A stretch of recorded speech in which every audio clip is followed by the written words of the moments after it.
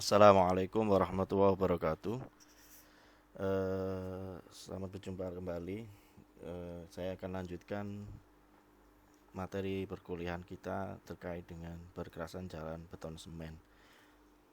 Kemarin kita sudah belajar sama-sama terkait dengan perkerasan jalan lentur atau flexible pavement, atau kita sebut perkerasan jalan aspal, ya. Nah, kenapa lentur? Itu karena perkerasan jalan tersebut itu eh, bisa mengikuti pergerakan dari tanah dasarnya. Artinya begini, kalau misalnya apa eh, perkerasan lentur tadi, kemudian ada beban di atasnya, ada beban kendaraan. Ketika beban roda itu melewati perkerasan tersebut, ada kemungkinan perkerasan tadi dia ikut melentur melendut begitu ketika beban roda itu ada di atasnya.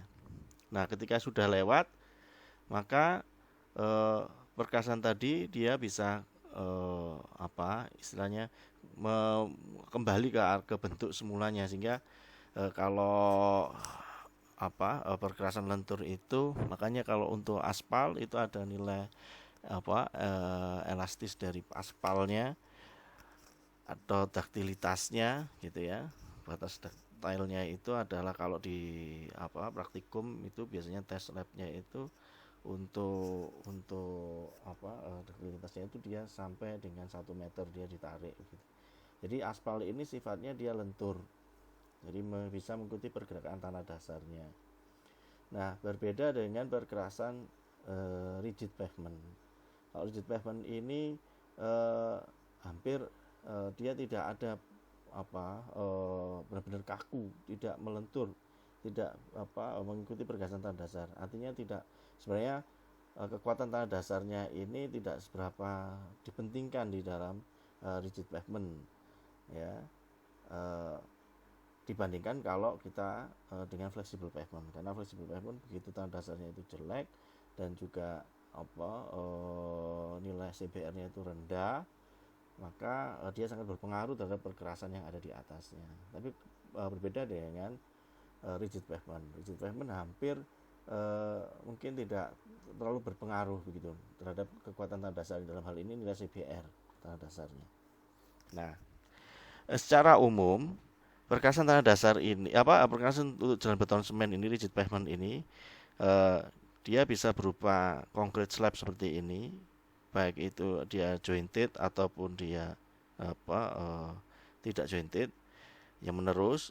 Jadi ini kalau misalnya di perkerasan rigid pavement itu ada yang sifatnya longitudinal joint, ada juga yang transfer joint, ya, transfer joint.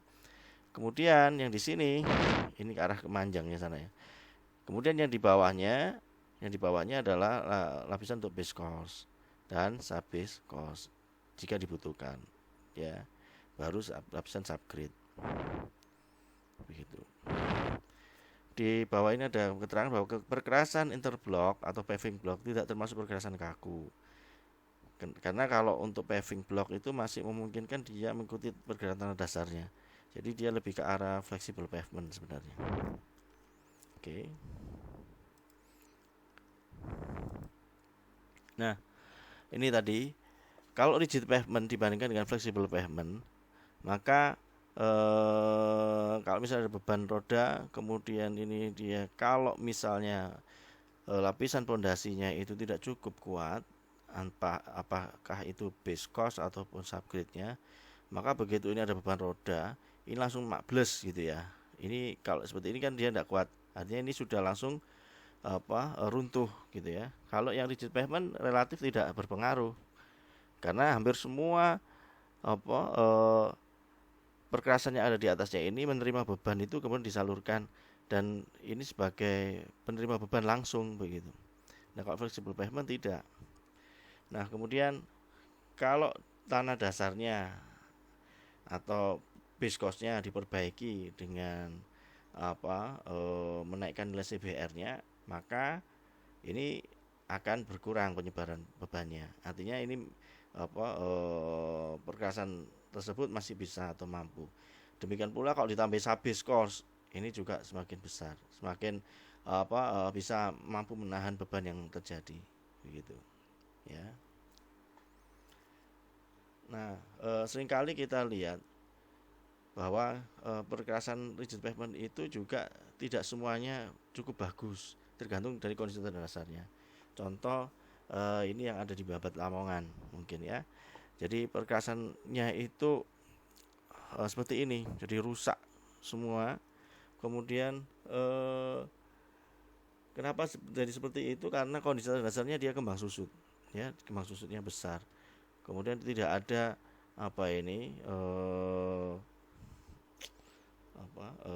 sambungan, ya, tulangan sambungan, entah itu dowel ataupun tibarnya, sehingga begitu ini dihamparkan, kemudian dilewati oleh kendaraan, karena tanahnya kembang susutnya besar. Pada saat membangun itu adalah kondisi tanahnya adalah jenuh air. Biasanya kan APBD atau BBN itu kan turun sekitar bulan-bulan Mei, April, ya, dimana di situ kondisi tanah dasar itu hampir jenuh atau akhir musim penghujan, misal gitu ya, awal musim kemarau. Maka ketika dihamparkan itu kondisinya jenuh air. Ketika ini dia sudah dihamparkan, kemudian kembang susutnya besar, maka tanahnya itu airnya itu menguap di sekitar perkerasan. Lambat laun perkerasannya itu yang di bawah permukaan, tanah di bawah permukaan ini seakan-akan dia atau airnya ketika ini sudah habis menguap, dia ngambil di bawah permukaan, dan lama-lama air yang di bawah permukaan tadi akan berkurang sehingga menyebabkan ada rongga. Nah, rongga itu ketika dia dilewati oleh truk atau kendaraan besar, dia akan perkerasannya tidak kuat untuk bisa menahannya, ya, apalagi tidak ada sambungan, ya. Jadi itu yang terjadi di Babat Lamongan. Nah, ini ternyata perkerasannya itu cukup tebal gitu ya, kurang lebih hampir 30 cm. Nah, kondisi yang sama itu di daerah Gresik atau di Jalan Lingkar Timurnya Kabupaten Gresik yang melewati pelabuhan di Jalan Harun Thohir. Ini juga sama kondisinya. Kalau dilihat ini kan dia musimnya musim kemarau, tapi di hampir sepanjang musim di jalan tersebut itu relatif basah. Kenapa seperti itu? Karena air yang di bawah permukaan itu dia tidak bisa kemana-mana.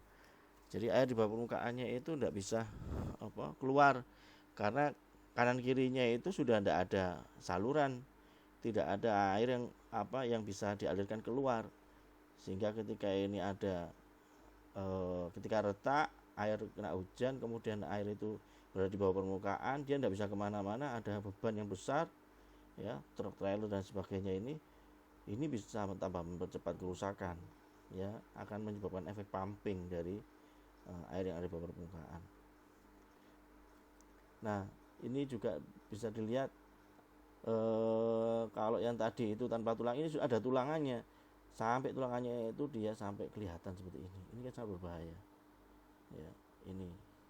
Jadi ternyata di daerah ini juga sudah pernah diperbaiki, jadi sampai lapisan yang perbaikannya itu sampai dia ikut terkelupas juga.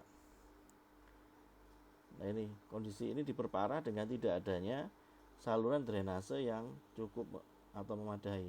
Ini langsung rumah penduduk, ya, langsung rumah penduduk, ini tidak ada kelihatan salurannya. Mungkin ada tapi kecil dan mungkin sepotong-sepotong begitu dan tidak bisa mengalir airnya itu. Nah, ini ketika dia kalau misalnya di Babat Lamongan tadi, ketika dia susut, ini di bawahnya itu ada semacam rongga. Nah, ini sangat berbahaya terhadap perkerasan rigid pavement. Kalau dilihat tipe-tipe untuk jenis perkerasan jalan beton semen, itu ada istilahnya jointed plain concrete pavement atau JPCP, perkerasan beton tanpa tulangan bersambungan, tapi ya ada sambungannya, entah sambungan longitudinal joint ataupun transversal joint, entah itu tibar ataupun dowel. Jointed reinforced concrete pavement, ini yang perkasan beton bertulangan bersambungan, ada tulangan, ada wire mesh-nya. Ada continuously reinforced concrete pavement, perkasan beton bertulangan menerus, ya menerus, tidak ada atau double tibernya itu dipasang setelah 30 meter misalnya pembagian segmennya. Kalau ini mungkin satu segmen bisa sampai 5 meter atau 6 meter misalnya gitu, 6 kali 3 atau 5 kali 3. Kemudian yang keempat adalah pre-stressed concrete pavement atau PCP, ya. Nah ini adalah contoh-contoh atau tipikal dari perkasan beton semen. Ini yang GPCP, jadi perkasan beton tanpa tulangan tapi bersambungan. Jadi bersambungan ini ada transversal joint yang berupa dowel dan longitudinal joint yang berupa T-bar, ya. Besarnya berapa? Segmennya 4 sampai 6 meter. Ya, satu segmen ini itu bisa lebarnya atau panjangnya 4 sampai 6 meter, lebarnya itu 3,6, kira-kira satu lajur lah, gitu ya. Ini kalau dilihat dari atas. Kemudian ini yang dari samping yang di sini, ya. Ini ada dowelnya, gitu ya. Nah, pemasangan dowel itu bisa pada daerah yang sering dilalui oleh truk, maksudnya di wheel padnya saja atau di keseluruhan, ya, tergantung, ya, terserah. Kalau misalnya seperti ini ya berarti kebutuhan dowelnya lebih banyak, tapi relatif lebih aman karena di lokasi yang di sini itu juga dipasang dowel, gitu ya. Kalau misalnya ada kendaraan dia lewat, ini masih memungkinkan dia dipegangi. Nah, kemudian paling umum digunakan yang tadi GPCP tadi, ya, pada tahun 70-an. Kemudian jarak transfer jointnya 4 sampai 6 meter. Rumus jarak sambungnya 1,8 kali 2 kali tebal 1,8 sampai 2 kali tebal plat beton. Dan beton tebal 20 cm, kira-kira jarak sambungannya antara 3,6 sampai 4 meter. Ya. Kemudian beton 30 cm, jarak sambungannya bisa sampai 5,4 atau sampai dengan 6 meter. Transverse joint, ya, boleh tanpa dowel bars, tulang sambungan, bila jalan tersebut tidak dilewati truk. Sebaliknya, bila jalan tersebut dilewati oleh truk, maka transverse joint harus dengan dowel bar. Ya. Umur pelayanannya bisa 20 sampai 25 tahun. Atau kalau di MDP ya 40 tahun, begitu ya. Nah, ini ilustrasi pemasangan atau pemasangan daerah dowel yang dia miring begini, ya.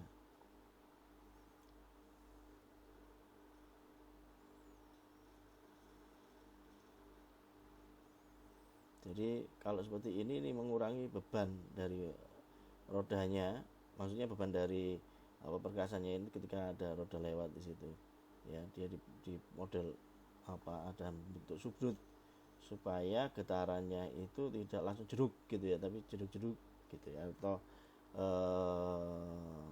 tidak ada efek seperti harmonis gitu ya, dot jedok jedok jedok jedok, jadi jeduk-jeduk jeduk-jeduk gitu ya. Jadi ya ada. Nah, ini kalau misalnya, ini contohnya, kalau misalnya di slabnya tadi tidak ada sambungan, ketika ini ada beban kendaraan atau roda lewat, maka dia akan begini modelnya, ya.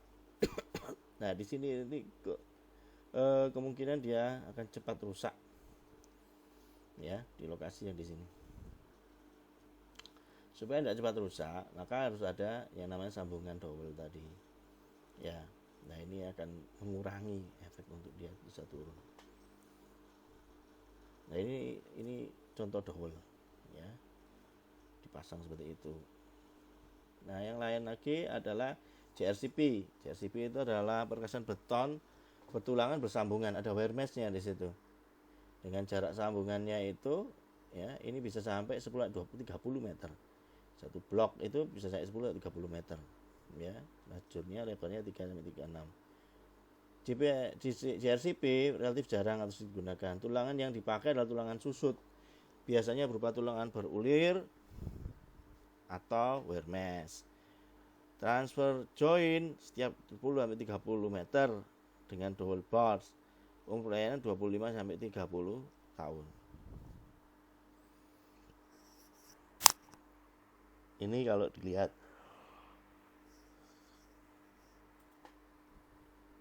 Jadi ada wear mesh-nya, ada tibarnya, ini ada dowel-nya di situ. Ya. Ini kalau jadi retak, dia bisa diakomodir oleh atau ya bisa ditumpu atau dipikul oleh ini wear mesh-nya tadi. Kemudian ada lagi CRCP, Continuously Reinforced Concrete Pavement. Jadi perkerasan beton bertulang menerus. Ini sangat populer di Amerika tahun 70-an, umur pelayanan 40-50 tahun. Untuk ketebalan yang sama dengan CRCP, umur pelayanan plus minus 2 kali. Untuk umur pelayanan sama, ketebalan dapat dikurangi 2-5 cm, lebih tipis dari GPCP. Ini karena dia continuous sehingga tidak dibatasi segmennya. Kalau tadi yang GPCP di 10-30 meter. Kalau GRCP itu 10-30 meter. Kalau GPCP itu bisa sampai 4-5 meter ya. Nah, ini pemasangan wear mesh-nya. Ini untuk wear mesh-nya. Ini kebetulan fotonya diambil lama gitu ya. Ini kalau udah mobilnya itu masih mobil zaman kuno. Nah, ini contoh wear mesh ya, modelnya. Jadi dia tulangan berulir. Jadi kalau berulir ini relatif untuk struktur juga ya. Kelihatan struktur. Nah, kemudian ini untuk transverse-nya. Kalau dowel ini ya modelnya. Ini untuk longitudinalnya, untuk tibarnya bentuknya. Kemudian ini juga sama, dowel, yang ini kemudian tibarnya. Bila perkerasan beton dilakukan dalam waktu yang berbeda, transfer concentric joint diperlukan pada akhir segmen pengecoran dan pada saat pengecoran terganggu atau melintasi jalan dan jembatan. Jadi penempatan dowel itu bisa di akhir dari segmen pengecoran. Construction joint ya. Construction joint itu yang untuk tibarnya. Nah, kemudian ada yang pre-stress concrete pavement. Ini pre-stressnya. Jadi kita tidak cast in situ, tapi dia pre-cast atau jadi dirakit di luar, kemudian ini di sini tinggal checking gitu ya. Nah, ini proses untuk checkingnya, ini masukkan ke situ sehingga menutup seperti ini kunciannya. Nah, baru dilakukan penarikan ya, ini di checking. Nah, ini. Untuk perkerasan jalan beton semen itu ada yang tanpa lapisan perantara. Jadi langsung tebalan perkerasan beton langsung di bawah subgrade ya. Kapan tidak diperlukan lapisan perantara atau subbase? Bila salah satu atau kombinasi dari hal tersebut ini. Tanah dasarnya berupa tanah dasar yang teguh atau tanah dari jenis butiran kepasiran. Tanah dasarnya mudah diresapi mengalirkan air hujan. Ya. Itu enggak butuh ya. Enggak butuh lapisan perantara atau lapisan fondasi. Dia cukup subgrade gitu aja. Tanah dasarnya mudah diresapi dan mengalirkan air hujan, tanah yang granular. Pelaksanaan prosedur jalan tidak mensyaratkan perlu adanya tanah dasar yang tetap dan teguh dilewati oleh alat berat selama pekerjaan perkerasan dilaksanakan.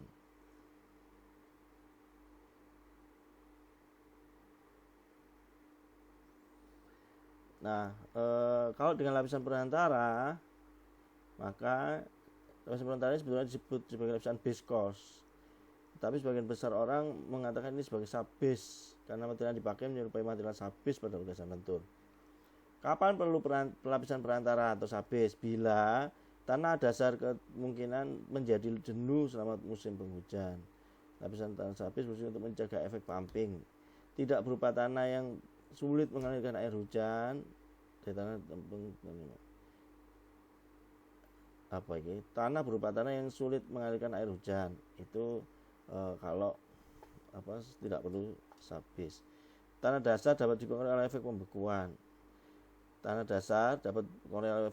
Maka ini butuh subbase. Ada flux action.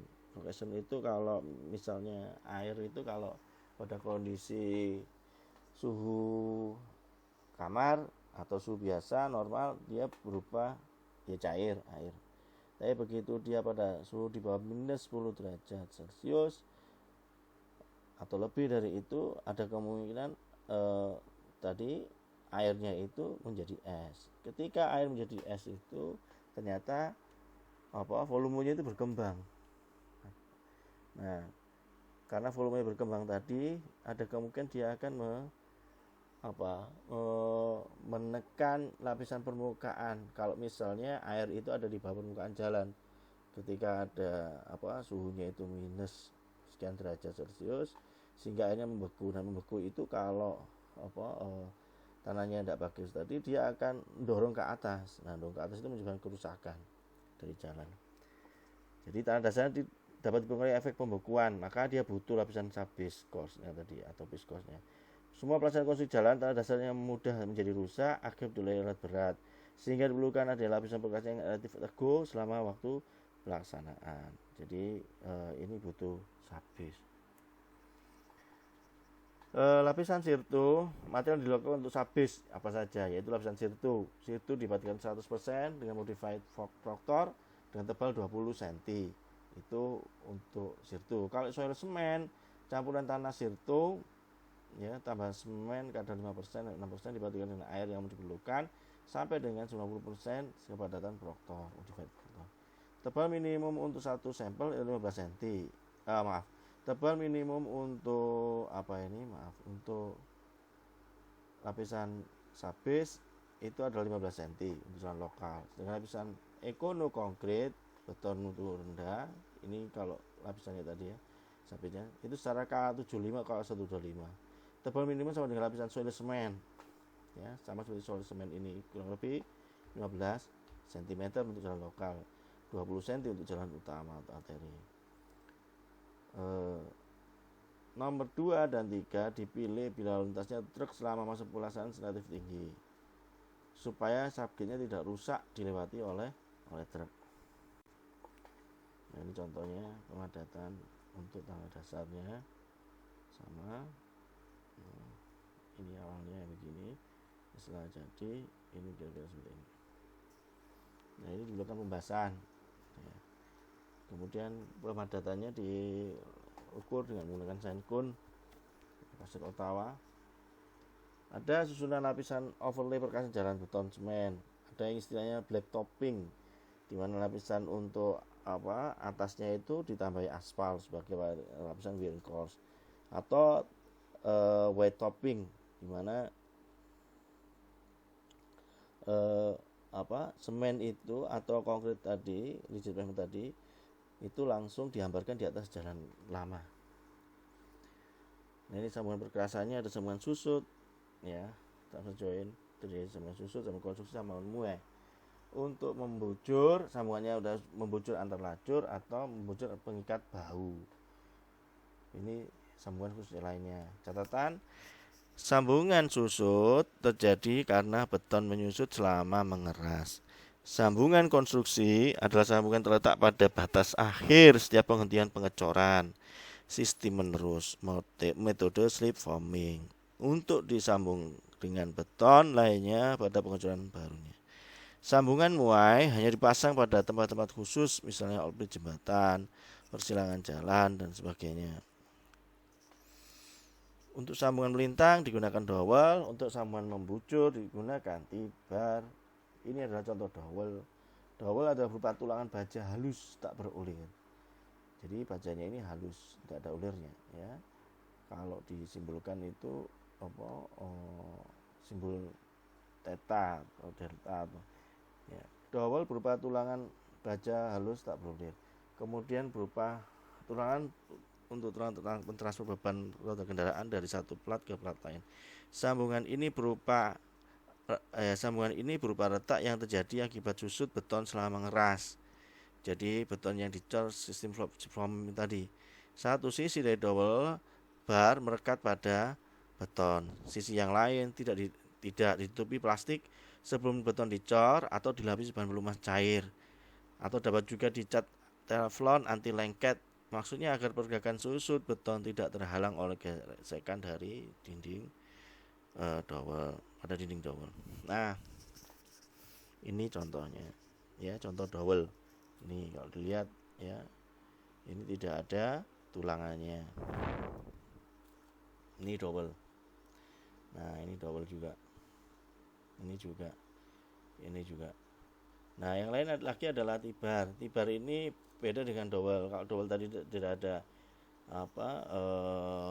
ulirnya, kalau tibar ini harus berulir. Berfungsi sebagai mengikat plat satu dengan yang lainnya untuk transfer beban roda kendaraan. Nah, ini kalau di pada saat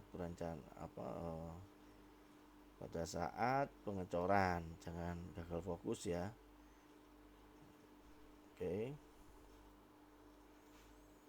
Nah, ini ukuran dowel barnya yang disarankan berdasarkan PCA.